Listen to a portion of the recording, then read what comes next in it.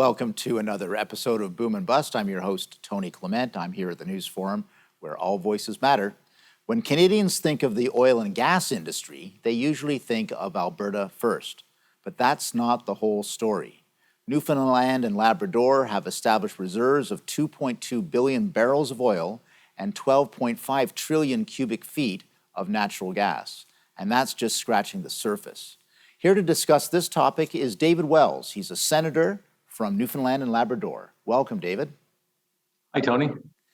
First of all, maybe just give us your sense of the state of the oil and gas industry in Newfoundland and Labrador. You know, it's taken a hit over the last couple of years, but it's still a healthy industry. Newfoundland and Labrador used to have 36% of its income from royalties and taxes from the offshore. Now it's around 25%, still a significant number. There are over 7,500 people employed, and that was much higher in the past, and I think it will be higher in the future. 41% of Newfoundland and Labrador's exports over the last 20 years have been petroleum. And that's significant in a small place like Newfoundland, where, you know, the opportunities aren't as great as in some other places in Canada. Yeah, I'd love to delve into some of the benefits for the local population. But I guess first, though, what would you say are the advantages of this industry? Obviously, I'm sure all of it is offshore drilling at this point. Is that a lot tougher to extract than what we would find in Alberta? But of course, it's a different product too, because Alberta, it's bitumen. So give us a little bit of a sketch on the advantages and disadvantages of Newfoundland oil. It's a good question because it's where we should begin. And I'll say a couple of things about the Newfoundland and Labrador oil and gas industry. One, our product is not in a tracked market.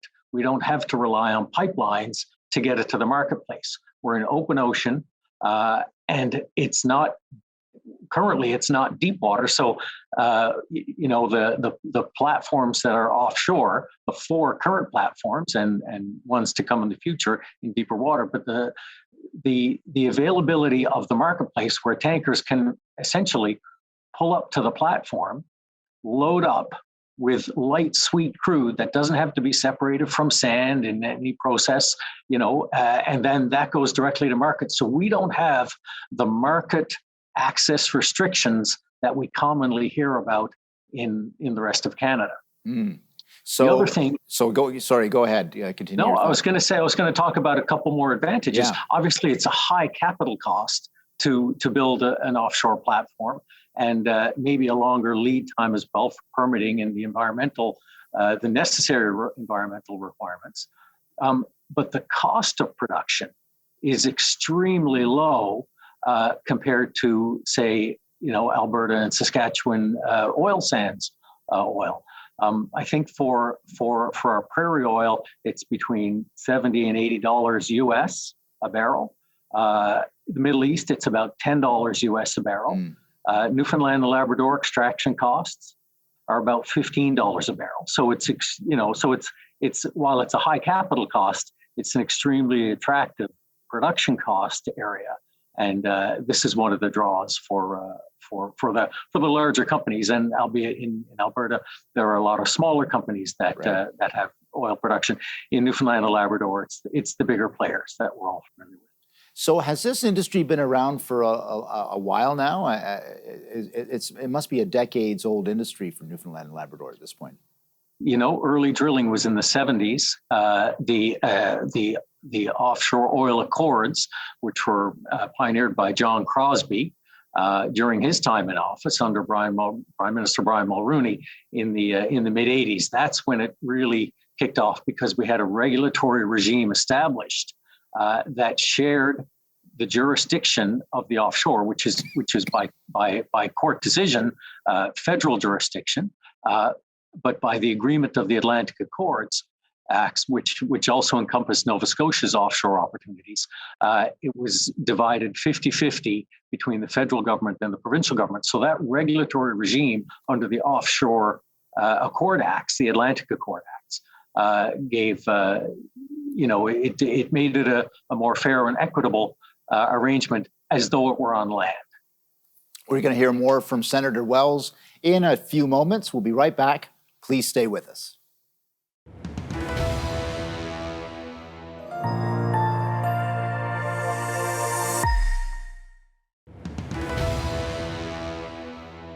And welcome back to Boom and Bust. I'm your host, Tony Clement, here with Senator David Wells. He's a senator from Newfoundland and Labrador. David, I guess I'd like to get a sense of the challenges for the Newfoundland and Labrador oil and gas sector. You said they've had a rough couple of years. So let's expand a little bit on that. What is the challenge for this sector of the Newfoundland and Labrador economy? Well, of course, we have a number of challenges. One is the regulatory regime, which has now been fairly well established. The drop in the price of oil gave some of the larger companies pause for thought. You know, when I was, I don't know if you knew, but I was deputy CEO of the Canada, Newfoundland and Labrador Offshore Petroleum Board. So that was the regulator for the offshore prior to my appointment to the Senate in 2013. The CNLOPB, which is its acronym, they were in charge of environmental issues, health and safety, resource management, and industrial benefits. Mm-hmm. The challenges that we had back then were different than what we have now. Of course, back then there was less of a discussion of the environmental issues. Right. The price of oil was, it was $120 a barrel.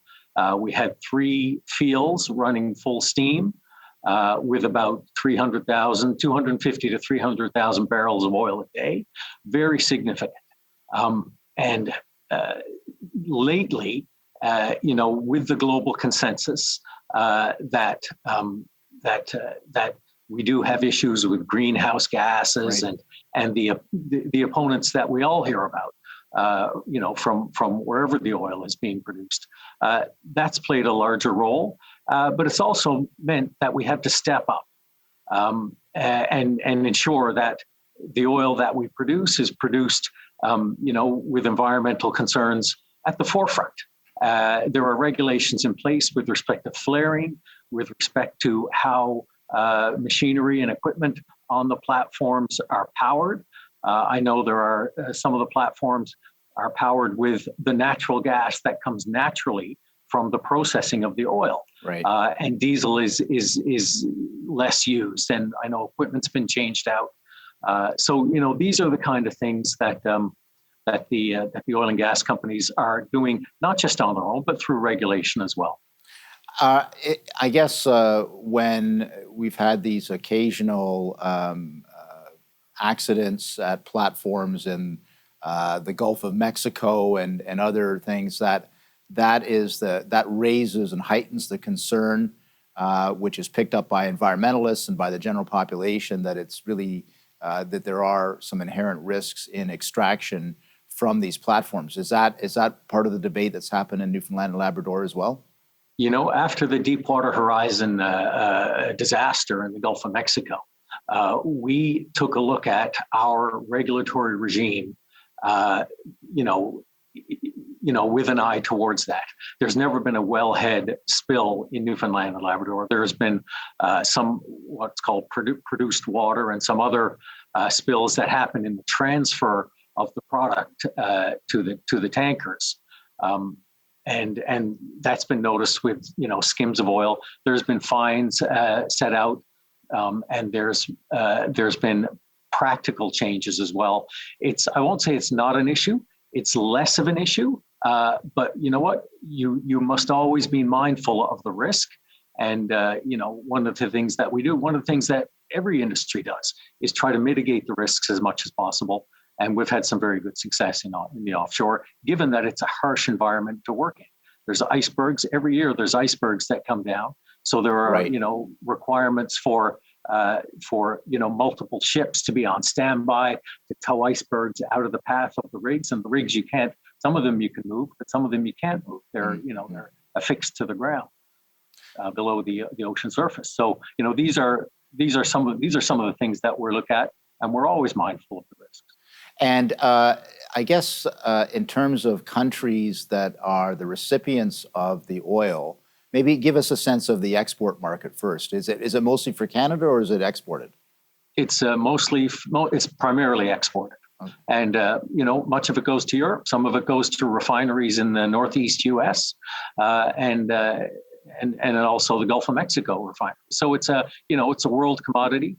There are, right now we're at about 325,000 barrels. And that's a steady supply for the refineries around the world. It's a commodity item that's not restricted by geography. We're going to return with our conversation with Senator David Wells after this break. Please stay with us.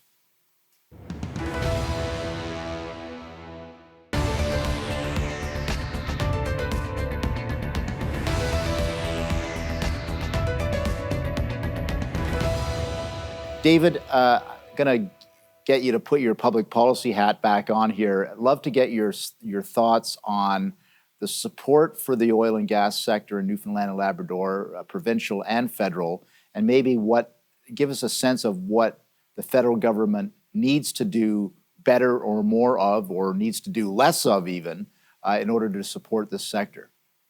Really what I would like as a policymaker and a former regulator, I would like the government less involved. Let business do what business does best. Put the necessary regulations with respect to production, with respect to health and safety, with respect to the environment and resource management, and then let the market decide. The level of importance, the level of activity that the offshore can offer. Business is, they're the ones that are investing. The offshore companies, and they're large, they're not looking for government investment. They don't seek that at all. They just want the rules to be set, not to continually change the target, and let them go, and let the structures that are in place, environmental structures, regulatory structures, let the structures in place do their job. There's great opportunities for oil and gas, even though people talk about peak oil and transition away and all of that. My thought is, with the regulations in place, let the market decide if they don't need oil anymore. Let the market decide if there's a better, replacement for lubricants or jet fuel or an ingredient for plastics. Let the market decide that. But outside of that, let jurisdictions that need income, that need to pay for schools and roads and hospitals and public services. This is where that income is generated from. Yeah. In fact, just a couple of years ago, just to give you an idea of the scale, when there was a bid proposals put out for Newfoundland and Labrador's offshore, there was one in a set of bids. There was $1.4 billion bid, and one direct bid was $621 million just on the bid alone. Right. Let alone the further exploration and production and the royalties and the taxes and the jobs that come from that. Yeah, no, and you raise a good point in terms of just letting the marketplace decide. The market is changing. Corporations are seeking to disinvest from things that are associated with carbon markets. Let's put it that way. Countries are seeking to decarbonize.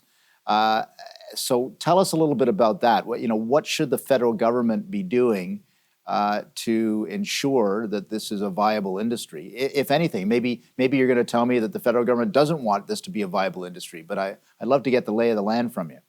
Well, Tony, you know this federal government very well. They would like to see a transition from oil and gas, from all petroleum products.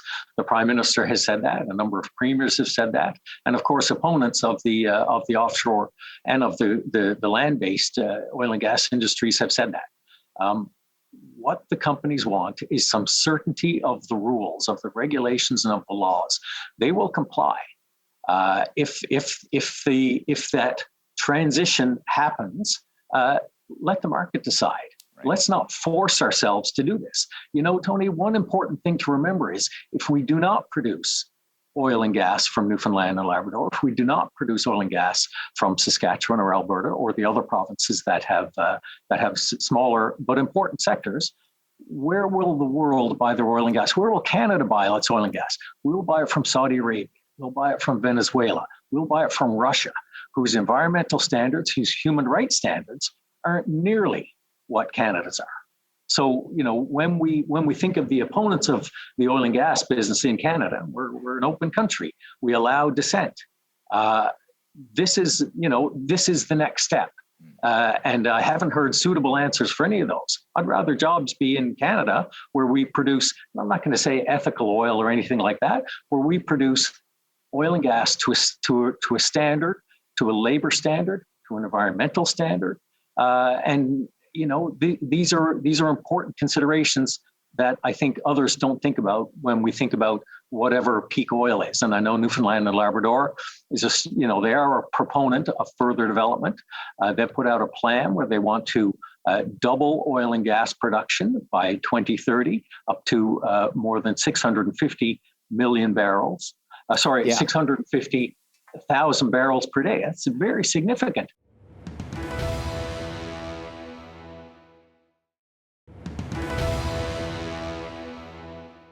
Welcome back to Boom and Bust. I'm your host, Tony Clement, having a great conversation with Senator David Wells from Newfoundland and Labrador about the future of the oil and gas sector in Newfoundland and Labrador.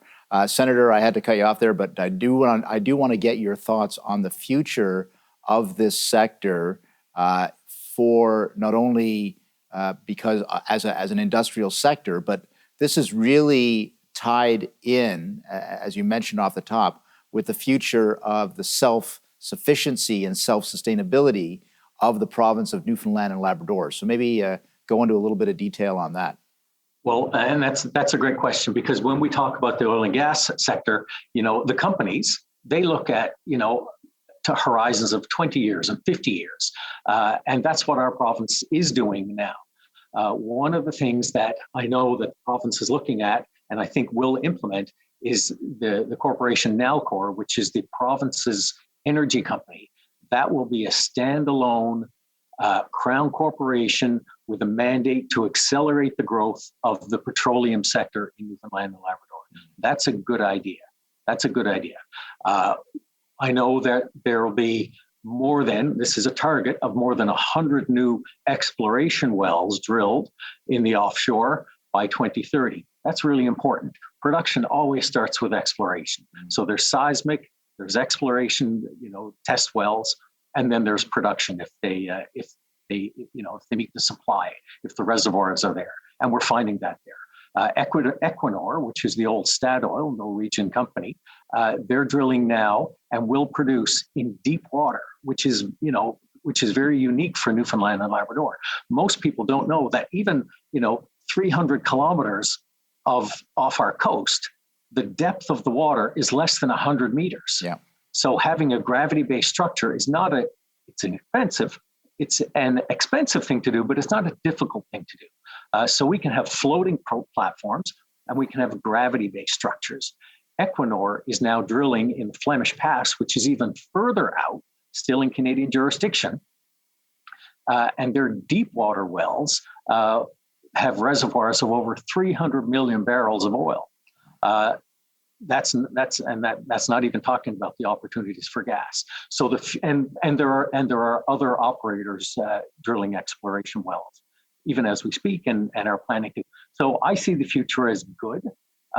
Will we be drilling in 100 years? Maybe, maybe not. I don't know. Let the world decide that, recognizing there is a global consensus to transition to electric. And I get that, but let the market decide that. But for Newfoundland and Labrador, it is optimistic. There's a good focus. We have not just an oil and gas production sector that's strong and robust, but the service and supply to that sector. There's an oil and gas association based in St. John's called NOIA. The acronym is NOIA. It's the largest in Canada, the largest oil and gas service and supply industry association in Canada. People don't realize that. You would normally think, well, of course, it'd be something in Alberta, but it's in St. John's, and it supplies goods and services worldwide because we're building the expertise. So it's not just the petroleum that's being exported; it's our know-how, it's our technology. It sounds like a lot of Newfoundlanders and Labradorians are all in on this. So you think that there continues to be kind of political support to do this? It's not running into any rough waters that way? There is provincial support, and the provincial support is there because there's public support there, Tony, and that's really important. Newfoundlanders and Labradorians have been in the oil and gas industry longer than it's been offshore Newfoundland and Labrador because they travel back and forth to Saskatchewan and Alberta on a regular basis, and they bring that money back. They bring their culture to Fort McMurray and other places, and that's a strong and positive relation that we have with other provinces, other like-minded provinces. So as long as the population supports it, the provincial government supports it, and I can tell you that it's overwhelming in our province support for the offshore and for our brothers and sisters in Alberta and Saskatchewan. Senator David Wells, it's been a pleasure to speak with you on this important topic. Thanks for being part of my program. My pleasure, Tony. That was Senator David Wells, Senator from Newfoundland and Labrador, talking about the oil and gas sector in that province, a growing sector, an important sector for jobs and opportunity, and making the regulatory changes that are necessary in today's world as well. Thanks for watching a very informative broadcast about one of our great provinces.